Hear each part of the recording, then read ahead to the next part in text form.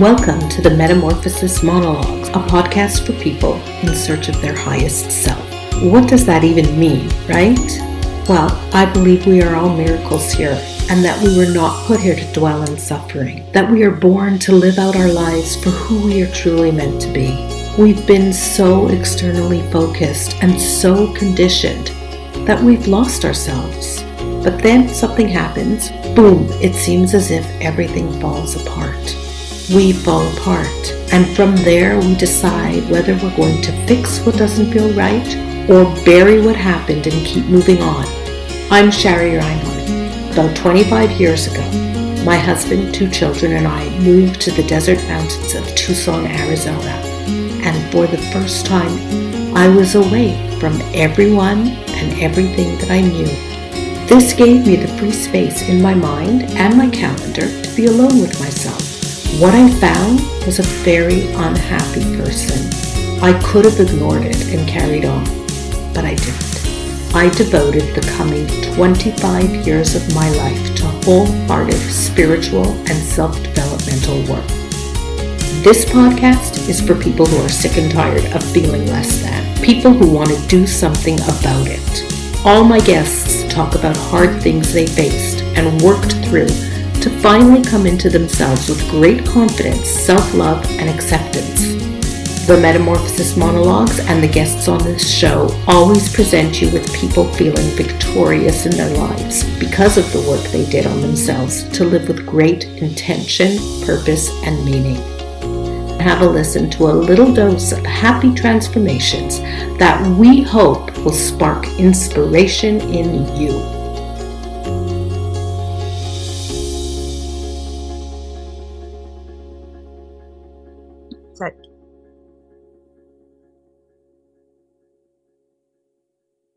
Hello, everybody. This is Shari Reinhardt with the Metamorphosis Monologues, and today I have Lianne Bridges with us. Here's a little bit about Lianne before we hear her story. After Lianne Bridges' husband Bob died of cancer in 2009, she was left to cope with devastating grief and the challenge of raising her 2 young boys alone. Not at all the life she imagined when she married the love of her life. This led Lianne to embark on a journey of self-healing and rediscovery. Through this, she came to realize that Bob's death was a catalyst for her awakening to greater awareness. This included connecting with him in the hereafter.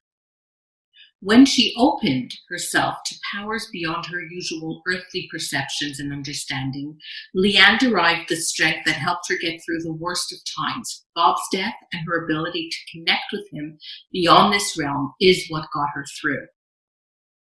She has since rebuilt her life and emerged stronger to set a new and more meaningful path for herself. As Lianne will tell us, while losing Bob was the most difficult experience I've ever gone through, it also redefined my life in almost every way, deepening the connection to my inner wisdom and the nurturing beauty of self-love. Losing the love of my life helped me learn to find my own worthiness and independence and to reorient my compass towards my true north. Today, my life's mission is to help others uncover their unique soul's expression and live a life of love, passion, purpose, and magic. Okay, Lianne, so I'm reading that and I have goosebumps. That's awesome. Yet. So I'm just going to sit back and soak in all the wisdom that you have to share with us today. Oh, thank you so much, Shari. Thank you for having me and for allowing me to share my story with you and your audience. And so it was actually 11 years ago, yesterday, or 2 days ago, that my husband passed away.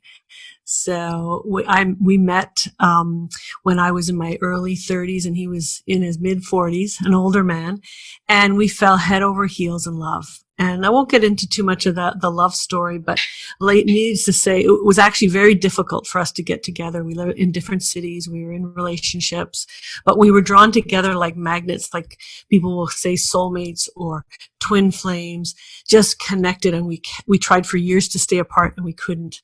And finally we ended up together and I moved to Montreal to start a family with him.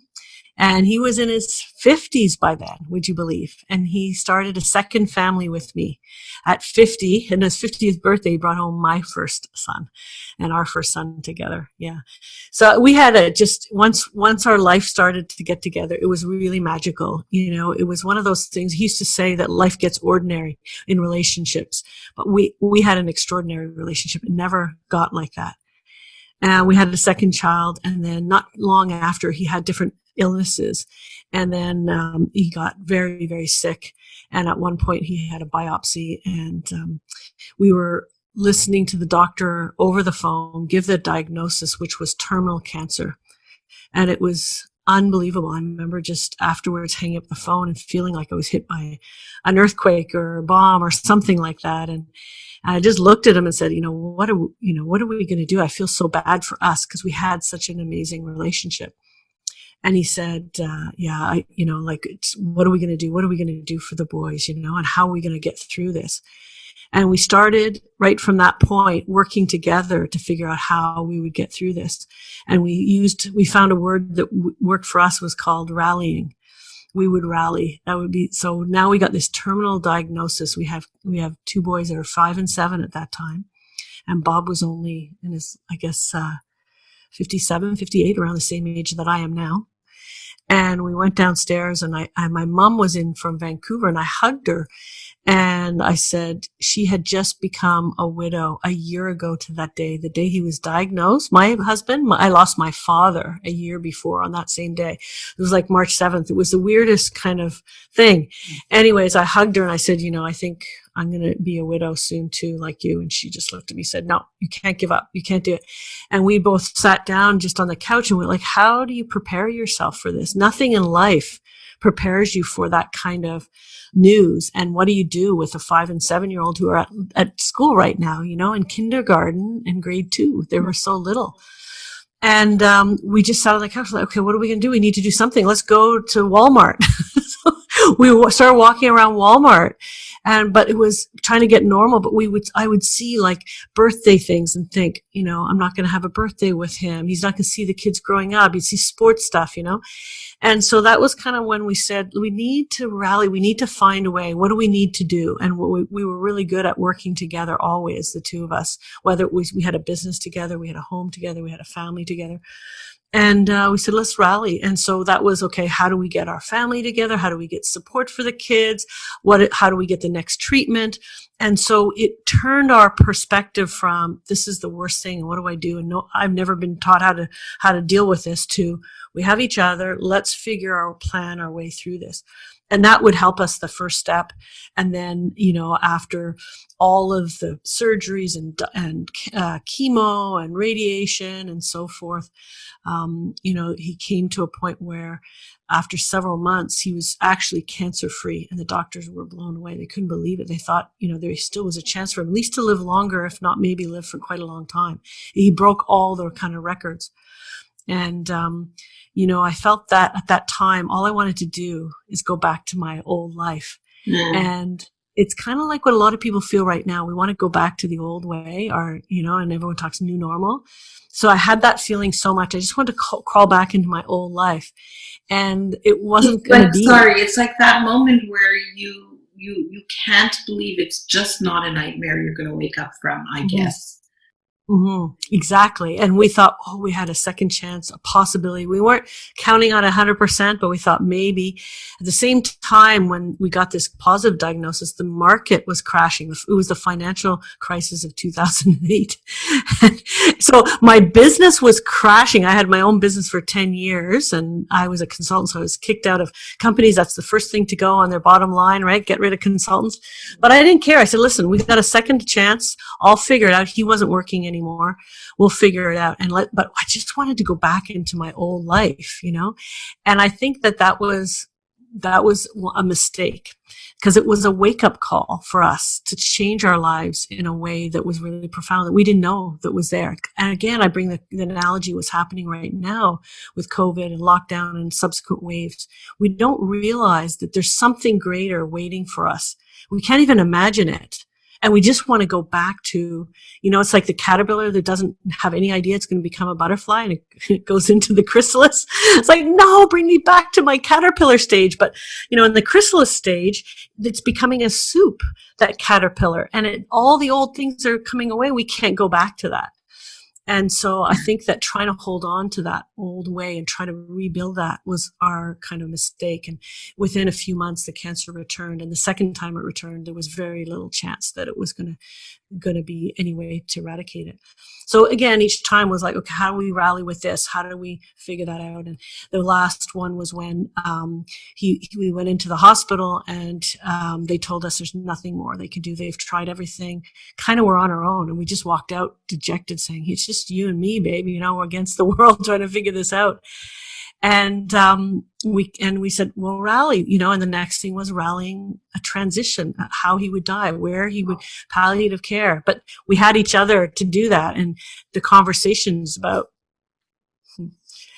how we'd raise the kids and how I would do it on my own, how I would continue without him. The good thing, not being a sudden death, I had the chance to talk to him about everything. And even, will you talk to me from the other side, and how will you give me signs? And Did you just hear yourself 12 years later? I'm right, 2008, 2009. So let's say 11, 12 years later, you're still so emotional about that time. Still heartbreaking to hear a story like that. Oh, thank you. And so that last bit of, kind of how to rally and how I would continue when he was gone, and trying to figure that out. We worked on, and very quickly, it was this time of year, the trees were beautiful. He started to fall, and he eventually passed away very quickly. What was one or two of the things that Bob left you with at the end, in terms with the rallying, because that was how you guys managed to go through this together? What were some of the things that he rallied for? Yeah, that's a good question. So he rallied for our kids and his kids. He had 3 other children, and he wanted to make sure he was staying connected, staying honest, helping them through this whole process as well. That was a lot that we would try to figure out. And our families, we both have big families, and he had a mother who was very aging. All of those, how the family was going to deal with it, how I would deal with it after he was gone, how I would handle, finances, the boys, everything. And so that was, but before that was how we would rally towards actually trying to find a cure, how we would try to get past the surgery, each one of these things, how at the very beginning, how we would tell his mom, how we would tell our own kids who were only 5 and 7, how we would tell the community, how we would face the community. I felt that we really believed that putting on a smile, even though we didn't feel it, like the song, Smile When Your Heart Is Breaking, that would turn us from, even though we didn't feel it inside, we would project it out, and eventually we would feel that way inside as well. And I think that really helped us a lot. And I had to continue to work because I was supporting the family at the time. So with each challenge was how do we deal with that challenge, I did say to him before he passed, like, I know I was quite on a spiritual path, him not as much, but he was very open. I said, you're going to have to give me some signs. You have to be there somehow. And strangely enough, and where I am right now is exactly where he passed away. This is the room where he passed away, and I was sitting beside him. And after he passed, I said, okay, I'm expecting a sign from you. Where is it? And I was expecting like him to just appear because I was so close to him, and I didn't see it. And I started to get upset. And the place where the room here where he passed away had music playing in it because he loved music. And at that time, I noted the song that was playing was Waiting for a Miracle by Tom Petty. And I was just at the time going, God, he was supposed to be saved. That miracle never came. But I realized afterwards it was really more the miracle of transitioning, that, that's the miracle that he was experiencing at that moment. And I left the room kind of allowing other people to come in and pay their respects after I had. And I went out onto the front porch, and it was a really, really cloudy day. And all of a sudden, the moment I stepped onto the front porch, the clouds parted and this beautiful ray of sun came through. And it was like, okay, that's it. That's my first sign. And then, right afterwards, one of my friends came by, who was a neighbor, and she didn't know whether to stop or not. She felt really bad. Do I stop? She could tell what had happened, see all the cars. Anyways, about an hour later, she came back with a beautiful poem for me, just saying how much she'd support me and that kind of thing. So I saw the miracles already happening, right at that time. But, and so then, after a while, I'll tell you one story that really hit me is maybe 2 or 3 weeks later, I went to visit my sister and her family in Toronto, just again for support with the boys and everything. And, I was having a really tough time because I felt like I'd lost half of me. And we ended up going out to the science center there, and there was an exhibition called the Body. I think it was called the Body Works. It was when they actually used to have cadavers, and they would put them on display. I don't know if you ever saw that. I know it wasn't probably the most appropriate after I'd lost my husband, but it's amazing how the universe works, because it was all about the heart. And so most of it was about the physical heart. It was the exhibit, sometimes they do different things, but this was all about the heart. And there was one, I was holding my son's hand and we were walking around, and they came to one where there was a woman, and she was like, huddled over, and she looked, even though you couldn't see exactly her eyes, she looked really forlorn. And it said on the plaque, she died of a broken heart, and that was a real thing, that your heart can actually break and cause you to die. And I looked at it and I was shocked, and I was like feeling like that's maybe what was happening. That could happen to me. And I was holding my son's hand. He was only, at that point, he was 8. And he said, "Mom, that looks like you." I just was like, oh my God, I have to do something. I have to change. I have to learn to rally now myself. How am I going to do that? And that was another miracle, and obviously your son being able to express that at 8 is can you a blessing for your see whole family. Cadaver he saw, and he saw how she was looking sad and depressed and really broken. What a profound moment for you guys. Yeah. And I realized at that time that, you can get very ill yourself from going through that kind of trauma. And I needed to be there for my boys. And, I kind of, later on, I said to myself, like, how am I going to rally now? How am I going to do that? And that's when I heard my husband's voice in my head for the first time. So I had seen like things in nature, like the little signs, but I hadn't really heard his voice. And at first I thought maybe it was, just my imagination. He said, "I'm here for you. We can rally together, but just a different way." And I was like, is this my imagination? What, and little by little, I started to learn to listen to that voice, and I learned a way for me to connect with him. And again, in this room here where I'm at, the lights used to also, I had so many different lights in this room, and they kept breaking down, and I kept getting my handyman to fix them, and they just kept breaking down over and over and over. And I was like, what is going on? And I started to reach out to a friend of mine, not just about that, but in general, who's a medium, and she was connecting with Bob and helping me to connect. And I said, "Can you ask him? He's really frustrated. I'm really frustrated. Is that him trying to give me a sign?" And she said, "Yeah, he's confirming that is." I said, "Well, that's really annoying. It's costing me a lot of money." And she said an exact kind of expression he would say: "It's a small price to pay to know I'm still here." And that's like exactly the way he would have said it. And I was just like, boom.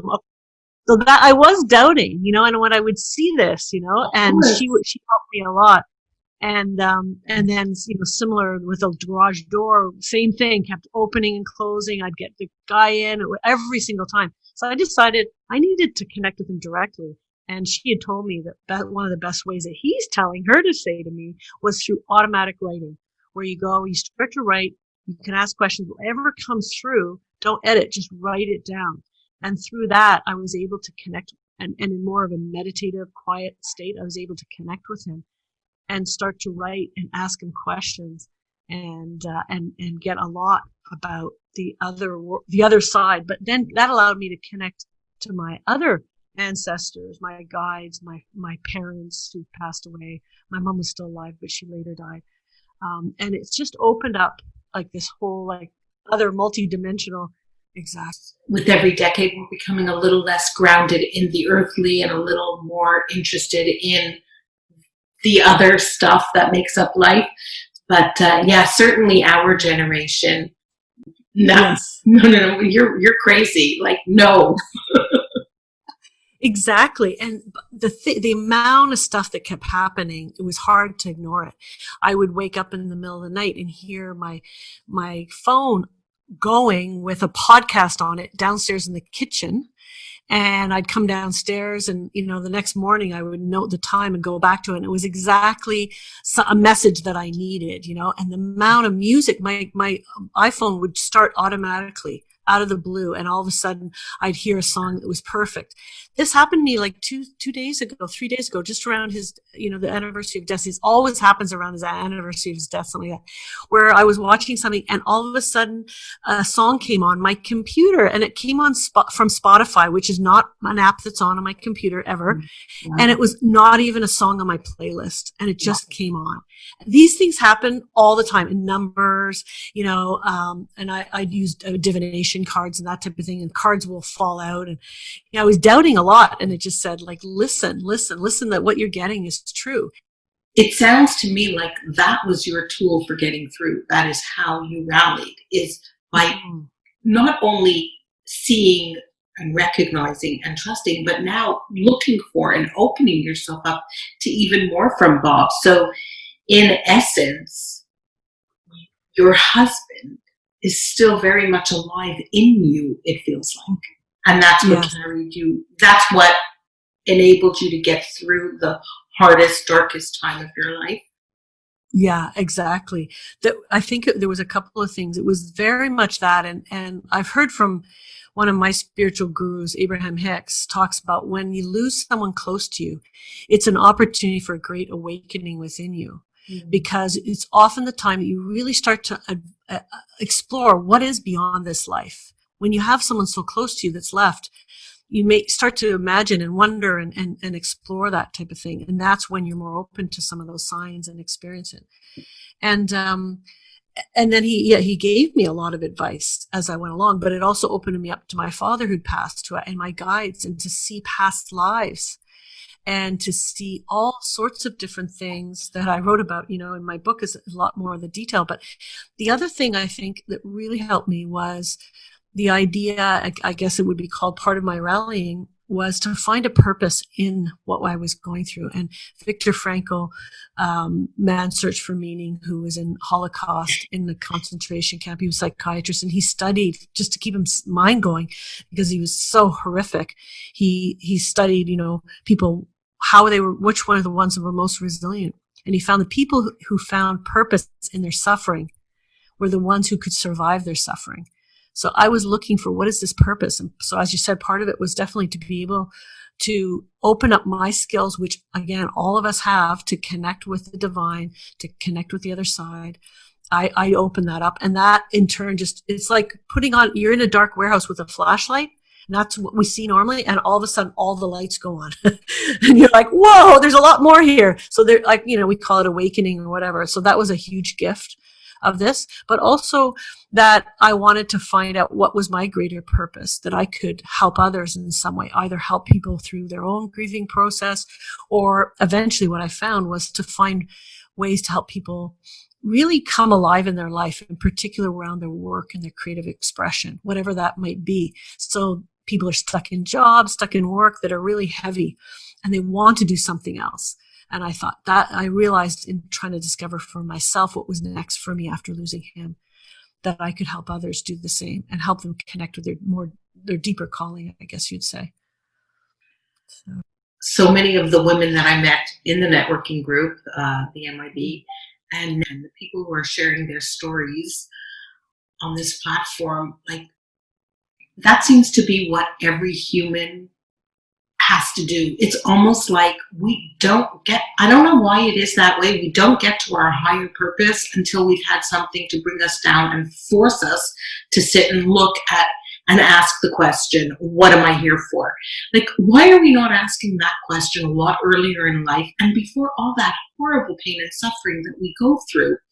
And yet, why? there is no answer to that question. It is what it is. But I have found so many beautiful people doing so many great things within their own little circles to live that higher purpose. But it always comes from a well of deep pain.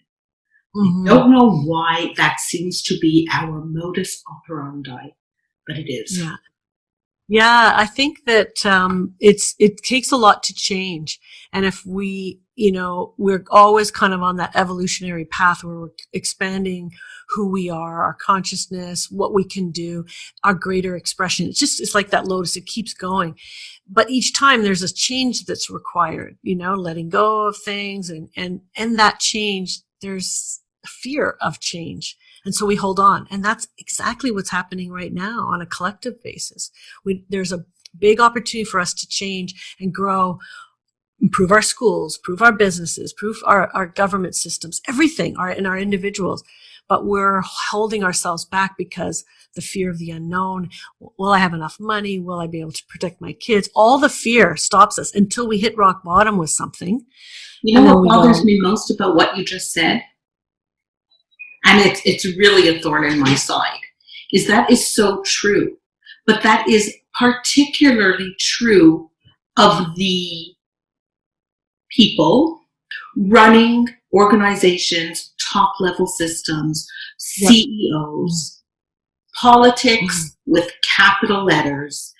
And that fear and that egocentric way of doing their work as opposed to being for the people, has to go. It's got to be done. It's had its time. It's done so much damage to the psyche, and oh my God, we're blessed. Thank God we have roofs over our head. But I think all the time of the millions of people who live in the greatest free country in the world, and the deep suffering that goes on with a blind eye to it from the people running our organizations, systems, and politics.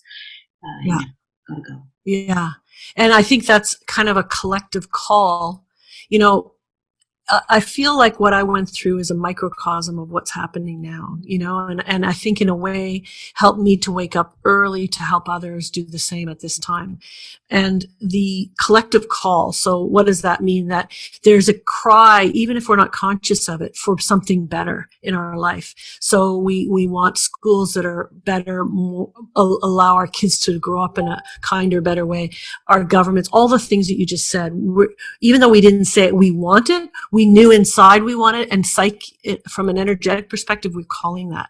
So what happens? I did the same thing where I started, when Bob got sick, getting right into back into a lot of spiritual stuff, because I had been on the path. But, life gets in the way, and you have to make money, you have to do this, you have to do that. That's why when all that gets stripped away, you come back to the basics. When he was sick, I started creating a women's group called Women for a New Earth. And I loved it so much. And I was having such a great time. And then it was once a month or something like that. And after a meeting, I was like, I wish I could be in this energy all the time. I love it so much. I feel, you know what it's like, right? And then I'd go back to work. I love my work, but it didn't fill me up that same way. And I asked that, and I remember now, when I think back, that was the calling that I put out to the universe. And I could have done it a different way, but it was too scary to leave my job, to, all those scary things, until I had no other choice. And they're real the same things. thing happening now. They're real things. Yeah. We still have to live, and we still have to pay taxes, and we still have to send our kids to school, and we still have to. That's not going away. It's opening the space to figuring out how to have both what I need to do, which is fine and dandy, and what my heart needs me to do. Yeah. So that's quite something. So I'm going to ask you now, if you don't mind, tell us in what ways life is better for you now. Not better, obviously different, because Lord knows every day I'm sure you wish Bob was still on earth here with you. You did find a way to hold on to him, though, which is pretty special. But how is life better for you now, having gone through all this process of change and growth, the good stuff? Yeah. Well, I think that if you think about like a soul evolving, that's what I felt. I felt that I have come into more of my potential. So just take my work, from doing something I liked and loved. It was kind of pedantic. It was practical, to doing, I wake up on a Monday morning super excited, and loving it. Building community around that, about people living their full life. And so that connection to community, I had some, but multiply that by 100 times.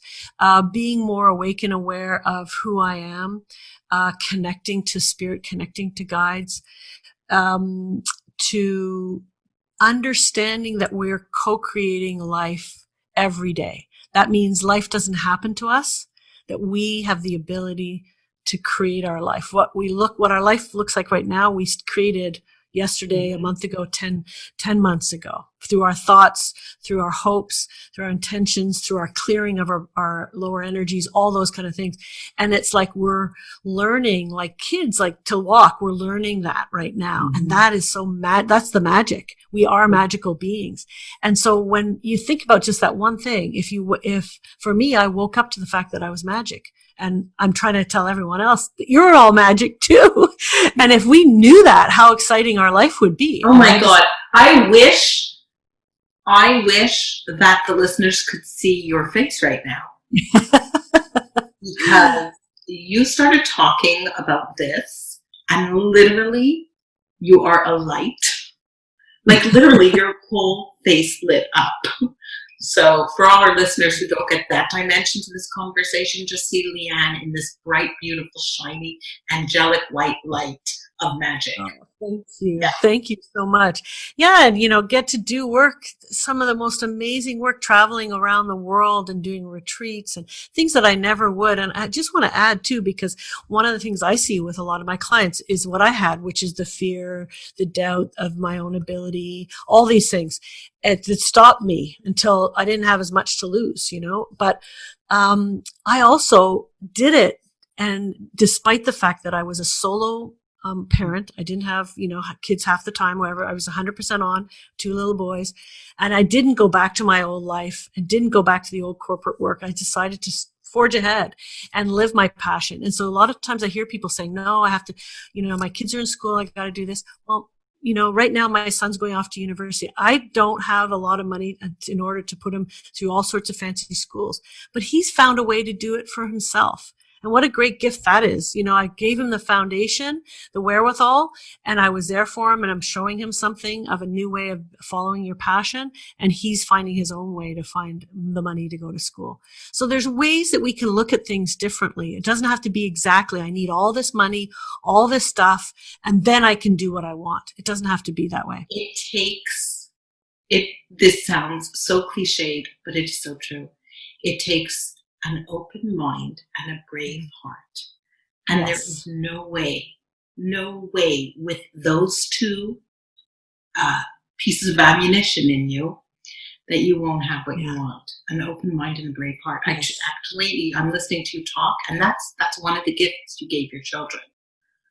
Well, it's amazing, is that open mind and being free. And for me, it was a lot about allowing my kids the freedom and I'm modeling that. And what I found is when I help them also see their own passion and follow that. And there were times where I thought, like, my older son was into guns, and I was like, oh my God, he can't follow that passion. But that's led him to being in the Army Reserve, and that's led him to serve at some of the highest levels. This year in COVID, he was in the nursing homes and, seniors helping out. And that's afforded him the ability to go to university. He wants to get into the Army so it's just that idea. And then, my other younger son came to me yesterday, the day before, and he 18 years old, and hugged me and said, you know what, Mom, I don't tell you enough of how much I appreciate you, especially since Dad died, all the things you've done, and so, like, what more can you ask for? That's everything. That's the bow, the ribbon on the package. It's the love, the attention, and the space to grow and the space to fall and get back up on and do it themselves, you know? That brings me to the one thing that I always used with my children when I was raising them, and there was any doubt in their mind about whether or not mommy would like this. I would look them dead in the eyes and I would say, it's not my approval you need. Yes, You exactly. need to go after what feels right for you. Give your life a chance and don't be held back by what you think mommy would want you to do. That's a great And gift. I mean, they took that and they flew with it, and not all their decisions have been easy ones for me to watch them go through. Well, that's the best gift you could have given them, because you're teaching them to follow their own guidance system, because no one else, otherwise they're always listening to everyone else's. And that's the problem today. We're always looking outwardly for validation and to figure out. And that's when, 40-year-old lawyers who thought they knew what they wanted all their lives, or doctors or accountants, are like, what the hell? This is my life? And then they have that midlife kind of, now what? I think I hope my kids are doing a lot of that introspective work now. So that whatever comes their way, it doesn't hit them so hard later. Curious, what do you think the greatest gift is that you can give to yourself? Well, it was really the gift that I learned through this whole process that actually is kind of the theme that goes through my whole memoir, is that when I first fell in love with my soulmate, twin flame, or whatever, I think what it was unconditional love reflected back at me. It was really, a person seeing and loving and unconditionally accepting me. And when I lost that, I thought I lost that unconditional love. And so I was searching, as we talked about, and reconnecting with him. But what really I needed to do is find the unconditional love for myself. That really bringing that, he was just a mirror. So when the mirror is gone, you have to find it within yourself. Love ourselves, because that from that place is when we can be our greatest self and help others and really love others in a very, very profound way. That was so beautifully said and so necessary for people to hear. I'm wondering how you're going to answer this. What then is the greatest gift that we can give to each other? I think it's being present, and it ties to the same theme, is seeing the other. What I mean by that is, if I'm speaking to you, if I'm always thinking, what am I going to say next? How is she going to perceive me? Am I good enough? I'm projecting that out, as opposed to sitting here and listening to what you're saying, being present and curious and exploring. And through that presence, you then see the reflection of that love, rather than the parts of me that are hurt or wounded. You see more the love, the true you reflected back. Hope I got the title of your book right. Is The Greatest Love of All? It's called Love Will Keep Us Alive. I apologize. I did not put it in front of me. I knew love was a huge piece of this book, though.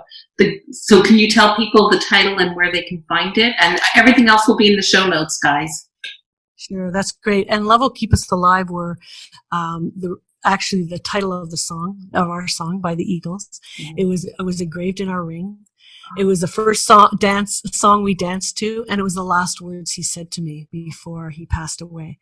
So that was really important to me, and it's the theme that love and our connection kept me alive, as you've mentioned earlier, and keep him alive in my life and my children's life. So Love Will Keep Us Alive, and you can lovewillkeepusalive.com is probably the easiest way to find.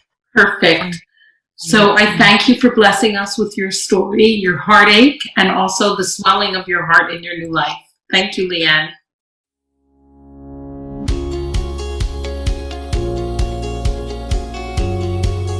I'm always so grateful to all the listeners who could be doing a million other things, but have decided to stick around and spend some time with us.